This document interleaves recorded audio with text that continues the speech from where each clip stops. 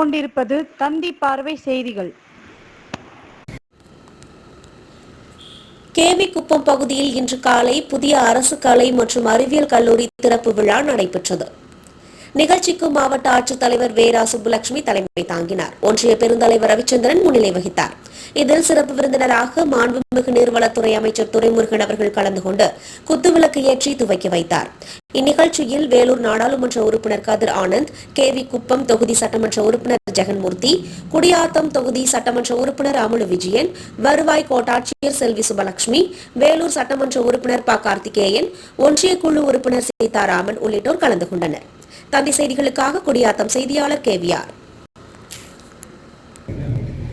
அன்னசத்திரம் 1000 நாட்டலும், ஆலயம் 16,000 வைத்தலும், அன்னையாவிடம் புண்ணியம் கோடி ஆந்தோர் ஏழைக்கு எழுத்தறி. நமது ரவிச்சந்திரன் அவர்களும் நந்தகோபால் அவர்களும் மற்றும் அவருக்கு உறுதுணையாக இந்த பகுதியை சார்ந்த அனைத்து பெருமக்களும் மிகவும் முயற்சி மேற்கொண்டார்கள்.